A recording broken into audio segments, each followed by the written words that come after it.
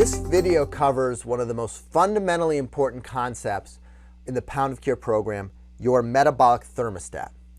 Now, to get started in talking about your metabolic thermostat, I first want to take you back to my first year of medical school to our introductory physiology course. And in that course, the first month was dedicated to learning about this process called homeostasis. And what homeostasis means is basically to keep the same. And what it refers to is this concept that we have all of these vital parameters that we need for our body to function appropriately. Our blood pressure has to remain relatively stable. Our blood glucose should be consistent, and it will vary a little with what we eat, but in the end it should vary only slightly around a very narrow range. Our heart rate should be able to adjust to its environment and your needs. Our body temperature should stay right at 98.6. Our fluid status should work, and so when we're dehydrated, we should have increased thirst, and we should have all other changes that occur to help make up for the fact that we may have less circulating blood volume because our fluid status is low. And as we're going to find out, it also applies to your body weight or your body fat stores. So before we talk in depth about your body fat stores, I want to talk about your blood pressure. Now, the truth is high blood pressure and obesity or body weight or excess body weight are very similar diseases. High blood pressure is a disease where your blood pressure is artificially set at a higher level, and as a result, it can do damage to some of your end organs like your brain and your heart. Obesity is a disease where your body fat stores are set at a slightly higher level, or perhaps a lot higher level than they should be. And as a result, this excess body fat that you're storing can negatively influence your end organs like your heart and your brain and your lungs and your musculoskeletal system and really every other component of your body. So first, let's talk about how blood pressure works. So our blood pressure is fluctuating all day throughout the day. If we exercise, it changes. Whether we're sitting or standing, it changes. So let's talk more about sitting and standing. So if we are in a seated position and we stand up, the blood will pool rapidly into our legs, and as a result, we'll have less circulating blood to work with. Now, our body doesn't like this drop in your blood pressure, and there are some people who are on blood pressure medications. When a lot of these mechanisms I'm about to describe are blocked, you can actually pass out just from standing up if your blood pressure drops too low because you don't pump enough blood up to your brain, and you'll lose consciousness like that. So for those of you who think, oh, this is only a minor change, it's absolutely not. Without these mechanisms in place, we would have to stand up incredibly slowly if we wanted to get up, or else we'd pass out. So what happens is when you stand up, your blood pressure drops, the blood pools into your legs, and you have less blood to work with. As a result, your kidneys, which while you're seated are sitting there happily filtering the blood and making urine, immediately say, whoa, the blood pressure's dropped. We do not need to make urine right now. Instead, I'm going to clamp down my blood vessels. I'm going to shut down my kidneys so that we can use every drop of blood we have for more vital functions like brain function and like heart function. Your blood vessels in your arms and your legs and your abdomen will squeeze down and work to bring that blood pressure back up. And your heart will start beating harder and faster in an effort to bring that blood pressure back up to that normal level. Now, what we see is that there's a similar set of changes that occur with your body weight. And I refer to this as your metabolic thermostat. And we have to look at obesity as a disease where your metabolic thermostat is turned up too high. Just like hypertension is a disease where your blood pressure is turned up too high, obesity is a disease where your body has, for reasons we'll discuss in some subsequent videos, has set your body fat stores at too high of a level and is working to maintain them at too high of a level. So we all have what we call a set point. A set point is your body weight that your body works to defend. And this concept is critical because if we're going to succeed, we have to change our set point. We can't fight against our set point. So let's say your set point is 200 pounds and your doctor says to you, that's too high, I want you to lose some weight. And so you decide that in your efforts to lose weight, you're going to go on a 1,200 calorie a day diet. And you're going to count every calorie. You don't care if it's chocolate cake and Coca-Cola that you drink. If you eat 1,200 calories of junk food, that's fine. You're just going to stop at 1,200 calories, and that's the end of the story.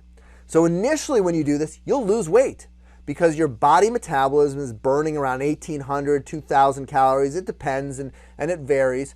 But it's certainly burning more than 1,200 calories a day. So in that first week or so, you start eating 1,200 calories a day, the weight starts dropping, you pat yourself on the back, you say this diet's working great, this time it's gonna work.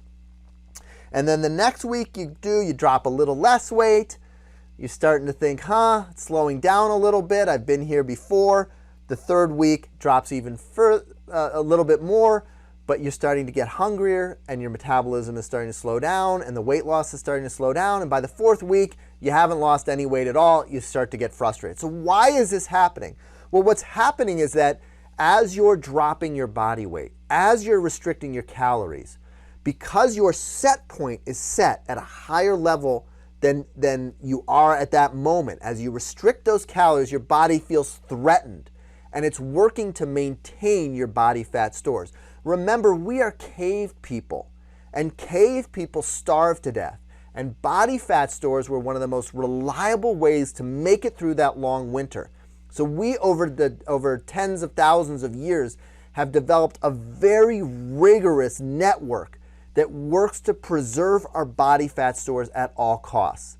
So that 1,200 calorie a day diet is not viewed by your body as a positive thing. It's not there cheering you on saying, "Attaboy, you're gonna get it this time." It's fighting against you. As you're starving yourself on this 1,200 calorie a day diet, your hunger is increasing and your metabolism is decreasing. So each successive week, you're losing less and less weight as your metabolic rate starts to slow down to match those 1,200 calories a day. And you become more and more food obsessed. Eating becomes more of a ritual. You start noticing more recipes and are becoming more and more obsessed with food and thinking about food. And ultimately, when it all slows down and your metabolism matches that 1,200 calories a day that you are now struggling to maintain, eventually you lose all hope, become extremely frustrated, and you give in to this overwhelming, powerful physiologic drive to eat that's doing its best to prevent you from starving to death. And the net result is that you'll rapidly regain the weight back up to your set point, which is exactly what your body has intended. So if you've ever felt like your body was dead set against your efforts to lose weight, you are absolutely correct. It is working very hard to maintain your body weight at its current level. Now, there's good news to this though. And the good news is that there's actually equal and opposite changes that occur if you eat too much.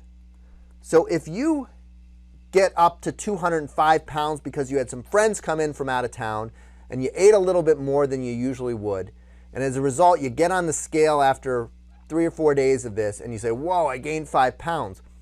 Your body actually says, well, this is a little high.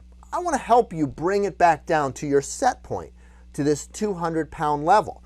And so we see the opposite changes occur. We see your hunger decrease and your metabolism increase to work and bring your body weight back to this set point.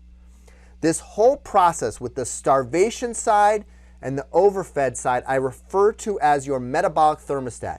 And understanding how this functions and understanding what we can do to work to get your set point lower is the backbone of our Pound of Cure program.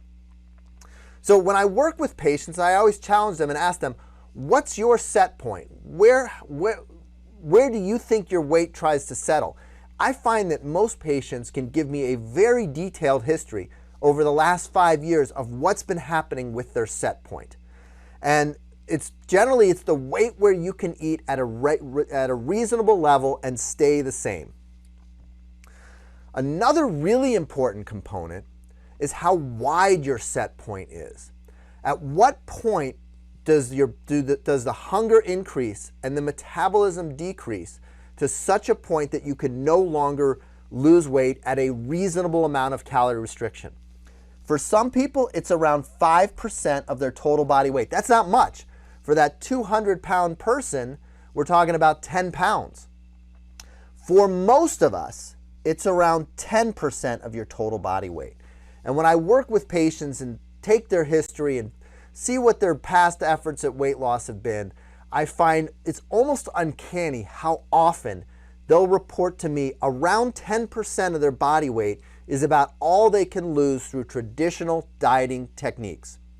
Now, there's a small group, only about 5 to 10% of all people, and it tends to be primarily younger people who fall into this category. But I've seen this in 70-plus-year-old patients, so it's not exclusively the young who are able to do this, but it tends to be more common in young people, is they can stretch their set point through calorie restriction to 20% or even higher, 30%. These are the people who, in general, by adjusting their calorie intake, can almost adjust their weight to whatever they see fit. And these are the lucky group who really don't have to try as hard as everyone else. They don't plateau the way other people do in their efforts to lose weight. So what we're going to go over in subsequent videos are two critically important questions. The first is, what makes your set point go up? What made you gain this weight? Because identifying the causes of your weight gain and doing everything we possibly can to eliminate them is critical to your future success. And then, even more importantly, what options do we have? What techniques can we use to get our set point to go down?